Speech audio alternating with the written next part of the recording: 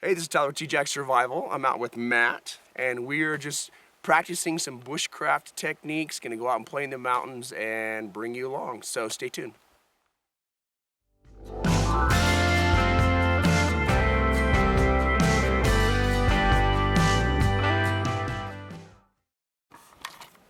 All right, Matt, so what'd you find?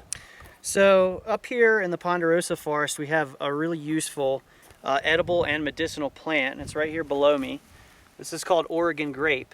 And there's a couple things that are really useful about this. I have a little example here.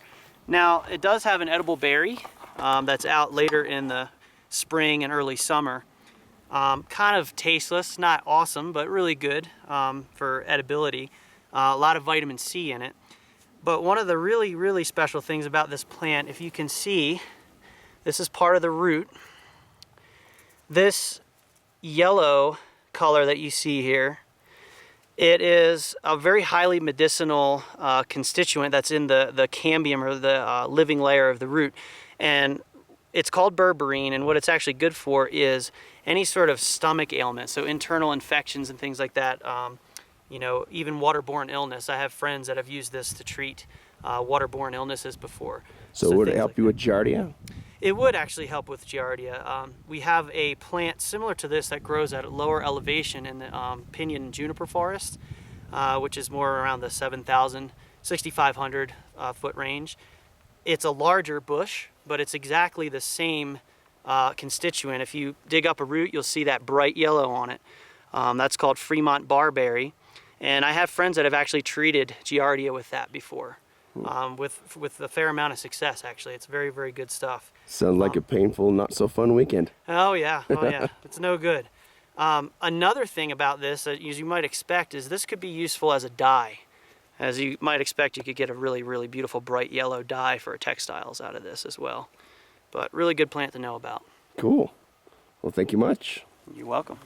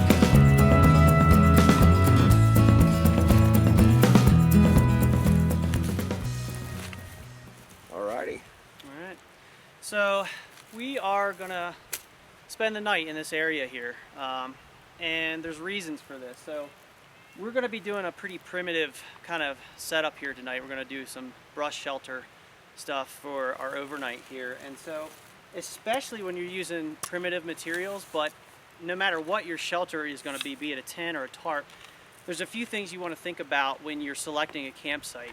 And the easiest way to remember is there's a little mnemonic that we use called the 5 W's, okay? So going through all 5, you've got water, wood, weather, wildlife, and widowmakers, okay? So let's start with water. I don't know if you can hear it on there, but right down the hill here, in a very convenient location, is a nice stream going through, so we've got plenty of water for drinking, cooking, and fire safety. Wood, obviously we're in a forest, we're surrounded by it. And we're going to be using wood for tool making, for fire, and obviously for building the shelter that we're going to use. Something that I would lump in with wood is also on the ground here we have all this insulative material, this pine duff. So that would be lumped in that category as well, and we're going to be using that to good purpose as well. Okay, so we've got water, wood. Let's talk about weather. So here we are in a forest, but we have a decent southern exposure here. So we're going to get a lot of sunshine in the daytime as well as some shade that we can post up in if it gets too hot. The wind here, we have a little berm on either side of us, so we're going to have good protection from the wind. And we're also not so close to that stream that we're in that cold sink that tends to happen when you're right next to the stream, okay? The next one would be wildlife. And wildlife, you're thinking about from the micro level to the macro. So there's no real major game trails here. We don't have to worry about getting trampled by anything or... No ant piles. No ant piles, exactly. That's what I'm talking about, that micro stuff. Think about insects as well, rodents, things like that that could bother you at night. And right here in this area, I don't see anything that's a telltale for any of those hazards, okay? So this looks like a good spot. And then the final one is gonna be widowmakers. And a widowmaker is anything that could fall down on top of you. So it could be rock fall if you're near cliffs, or it could be dead branches or dead trees. This isn't the best example, but let me see that for 1 sec. So right over there, this is a dinky little tree. It's not quite a widowmaker, but it's just dead and hanging. So if you were to put your camp up underneath there and the wind comes through at night, it can crack you really good. It could possibly kill you. True widowmakers are big, huge trees like this guy. There's one right back there too, that big dead one straight back. What are we looking at here? 12 o'clock. Yep. Oh, hello. Yeah, so that guy right there, looking right at it, not seeing it. This one is totally dead. If you look at it, there's no tree limbs on it all the way to the top, which means it's just standing dead. So a big wind burst can come through and that sucker comes down and you are dead. All right. So, all in all, it looks like this area is a pretty textbook area for a primitive camp. All of our materials are really close at hand. It's going to be not a lot of calorie expenditure for us to build something really comfortable for the night. So I think this is going to be a good spot. All right, guys, so we are going to build a Wikiup. This can be a no tools shelter if you can just gather stuff. The way you essentially do it is you get your two big sticks and they have branches on them, and you lock them together and the weight will hold them together. You can also build it with an axe. That makes it a little easier, then you don't have to find it and put it together as a puzzle because you can make it. All right, so and then Matt's going to show you how to break a twig without an axe to show you that you really don't always need an axe, even though it's nice to have. So, as Tyler mentioned, a Wikiup is a really bare hand shelter. You don't necessarily need a tool to build it, but at some point you're going to have to break stuff to make it fit the structure you're building. One of the safest ways to do that out here without a tool is to find two stout trees that are really close together, and then you can just take your piece, put it right in between the two, and just haul on it, and then you can actually break it in a really controlled manner. You can see it broke right where it was against this closer tree, and so that's a good way that you can get your material to fit where you need it to if you're building a debris shelter without tools. Plus, this is so much less exhausting than wielding the axe. Yes, and it's safe. You could beat this against something, but there's going to be pieces flying back in your face, and it's really unpredictable. So this is definitely easy and safe way to do this. So really good.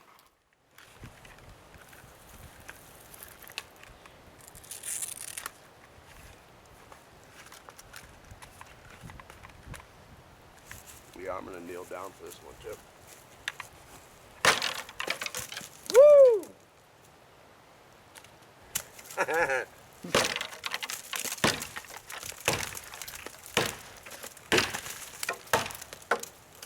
Good thing I got a hat on.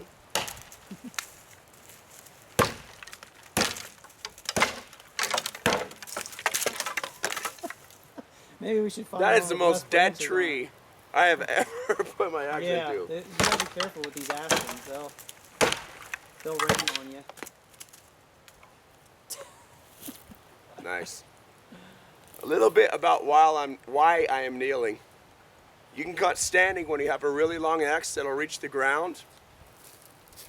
But if your axe won't reach the ground and you cut standing, it's gonna end up in your leg. Okay?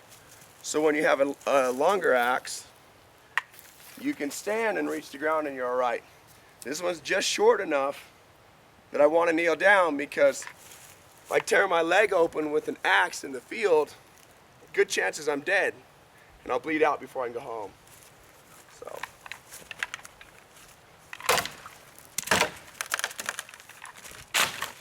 go.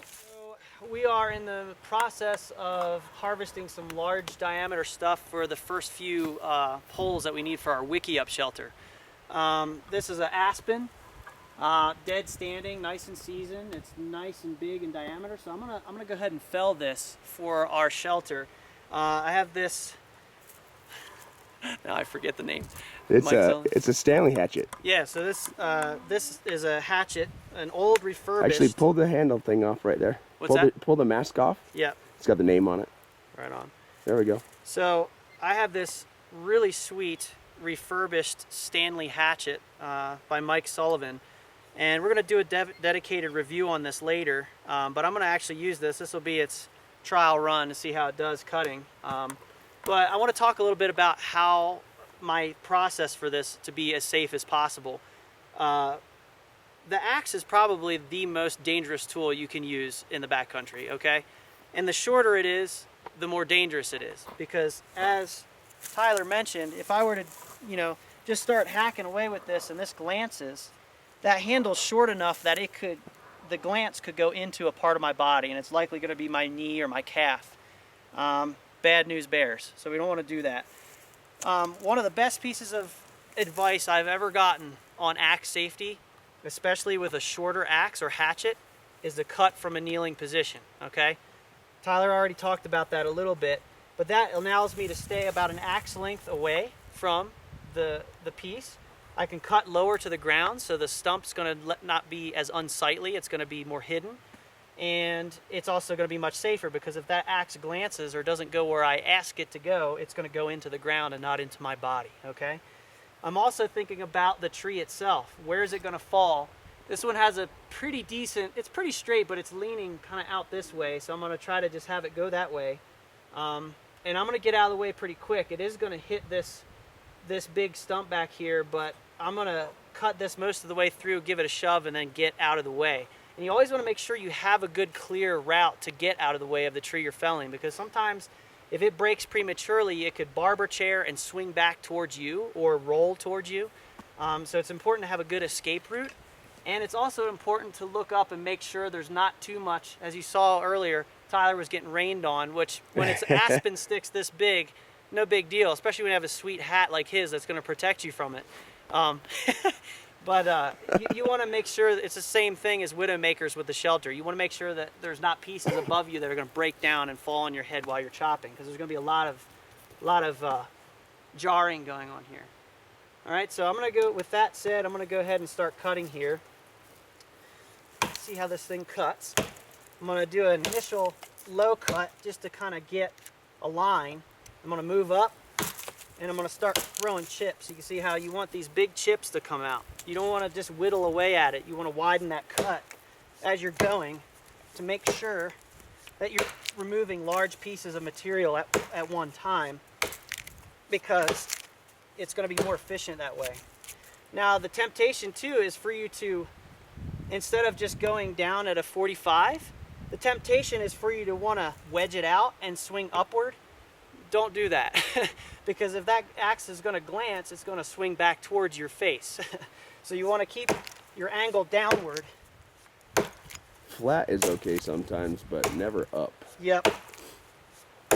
Okay, I'm going to move up, start popping bigger chips off. Well, so far, for a small, I mean, I would call this a hatchet. I wouldn't even call it a boy's axe. So far, it chops awesome. Yeah, it's pulling some big chunks out. I mean, Yep. that's pulling chunks out like it's a long axe. Yep. It's got a relatively heavy head. Yeah, it's pretty. So I'm not finding I have to swing super hard. Obviously, if you have a heavier axe, it's going to wear you out a little bit less, because the inertia of that weight is going to do the work for you. So I'm about halfway through, so that's my front cut. I'm going to do the back cut. And you want it actually to be slightly higher, a couple fingers higher than the base of your front cut. I'm gonna move myself so I don't get landed on. Okay. And that's going to create a hinge for this to break on.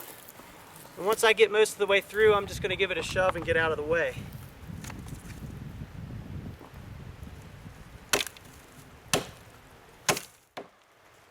Starting to swing a little. That's probably ready to go.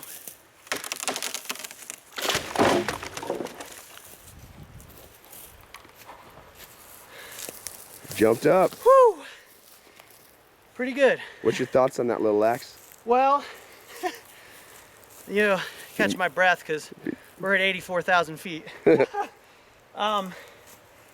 That's about as big a tree as I'd want to cut a lot of with this. That's, I mean, you could see it made pretty quick work of it, but it's a little on the light side. But I think for, you know, Not for like bushcraft, you know. oh my God, this would be, you know, I use a Grants Forest axe, a small forest axe, and I do a lot of woodworking with it, and I choke up. This thing is really comfortable. I'm actually looking forward to doing some crafting with this, maybe making some fire sets, spoons, and things like that while we're out here. And I think it would be perfect for that.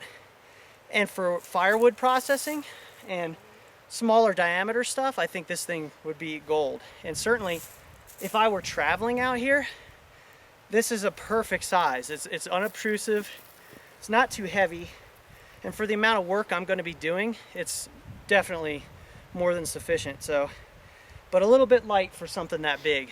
But as you saw, it did a good job. Still capable, I mean, yep. Totally usable in that capacity if you need to use it. So, all right, man. nice. Let's go build some Wikiups. Let's do it. So what we've done with our axes is felled some pretty good sized aspen that were dead standing, that are not rotten. When you build a Wikiup or any kind of debris shelter, you might be using seemingly lightweight materials to build it, like duff and things like that, but it gets really heavy. So this first few poles that we're going to use for the framework of this need to be bomber. They need to be stout. So I'm usually looking for something that's about as big around as my thigh. And as we were saying, you could do this without tools. And so the method that we're going to use to put this together is just using forks, natural forks, in the top of the first 2 or 3 poles. And all you're going to do is link them together. And the weight of the rest of the material will push those together with gravity, and it will be bomb-proof. The goal is to be able to walk on top of this thing without it wanting to cave in or anything. So what we're going to do right now is try to shorten these a little bit. The other thing to think about with this shelter is it's going to have some overhead volume in it, but we don't want to use ginormous. We're not making a huge teepee here. We're trying to make something that's going to capture the heat of a fire. So we want to actually shorten these just a bit, just so that we have a low overhead volume to heat with the fire. Because it's just Tyler and I going to be sleeping in here, so we don't need a lot of room. We want to be able to heat it efficiently with the fire. So I'm going to have Tyler actually cut this one off right about there where that knot is and shorten it up a little bit.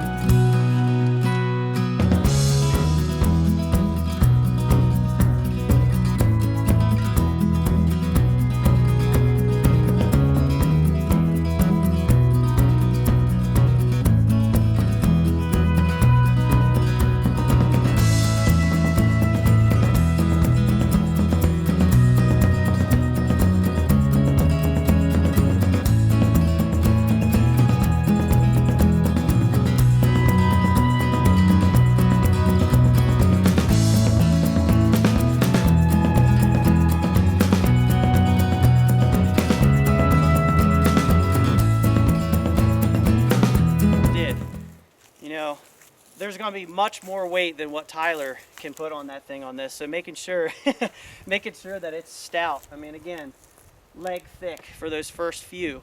and we'll keep adding some of the larger ones to kind of just fill out the initial frame, and then we'll start adding smaller and smaller and lighter stuff just to fill in the cracks, okay?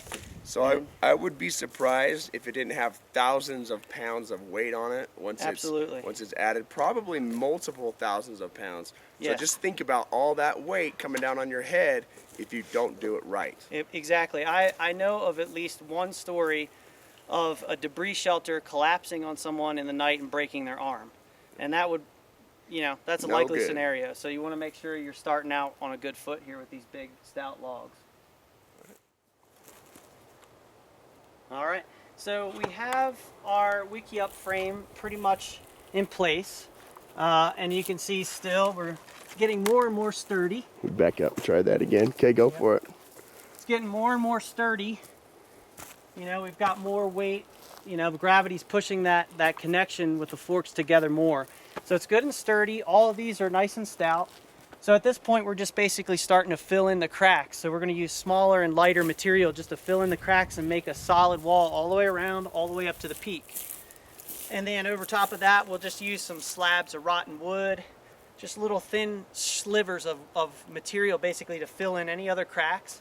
And then over top of that, we're going to put a layer of duff, so the pine needles, for insulation. And then over top of that, we're going to do a layer of bark and basically shingle it all the way up to the peak.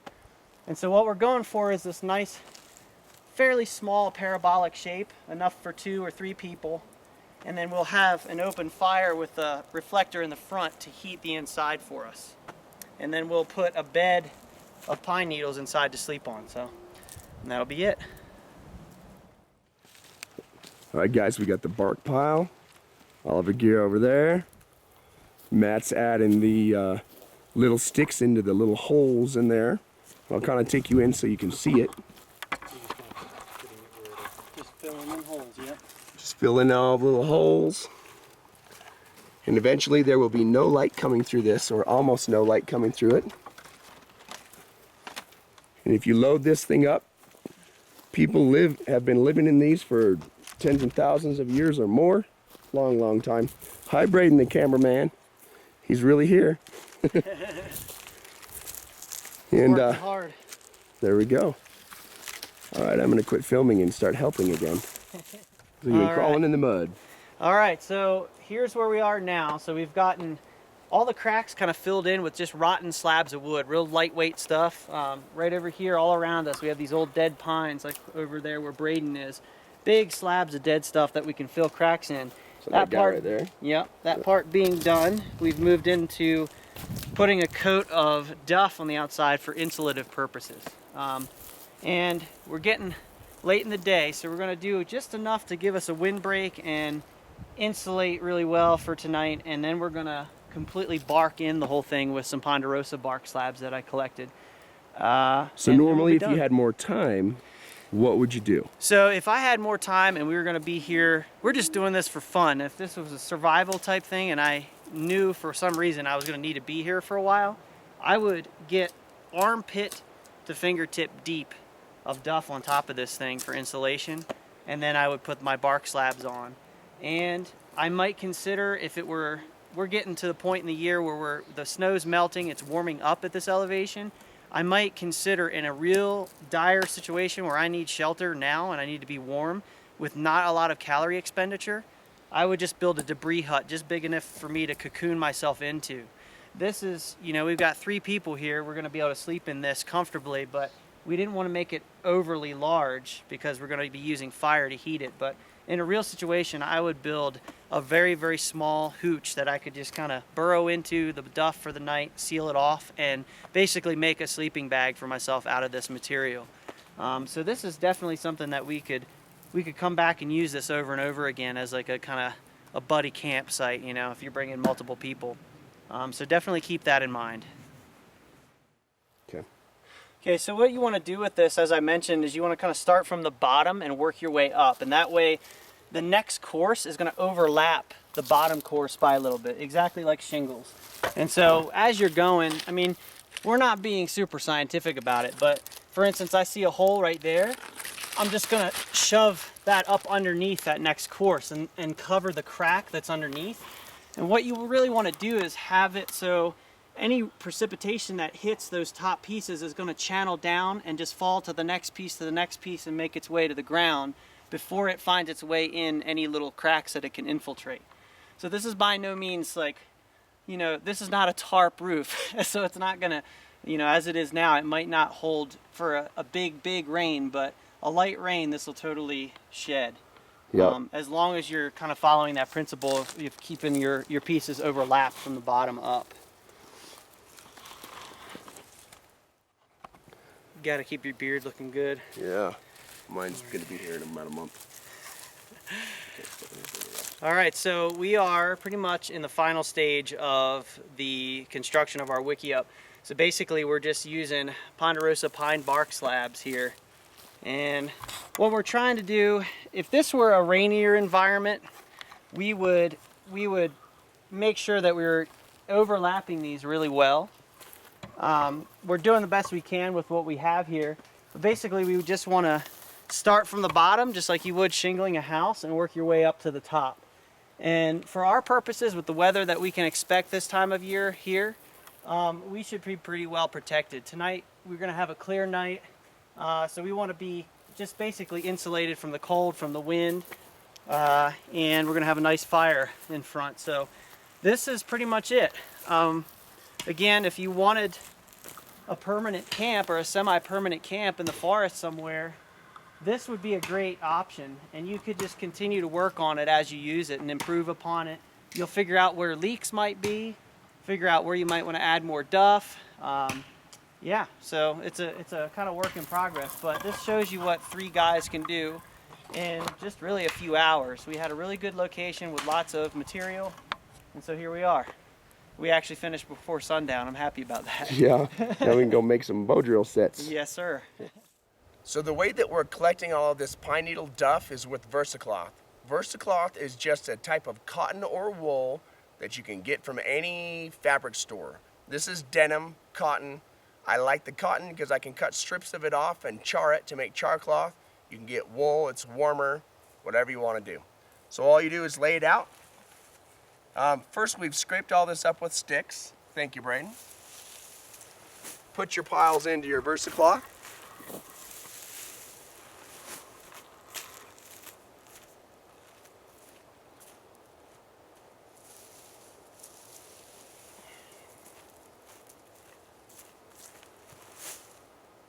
Move it a little closer.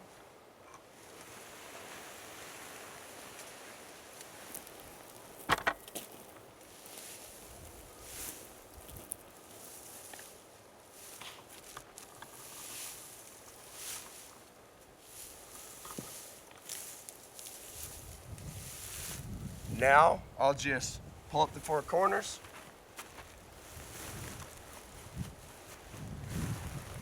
Back it over to where we're going to sleep.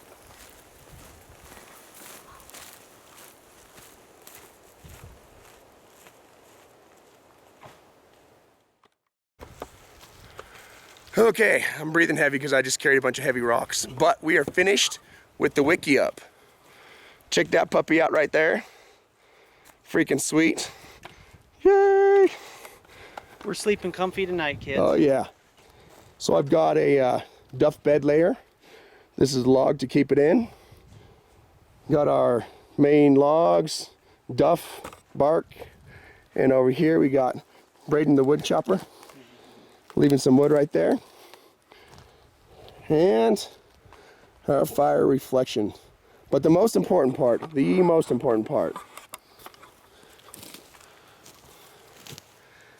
is my sitting rock. That's correct. That's really important. All right, guys.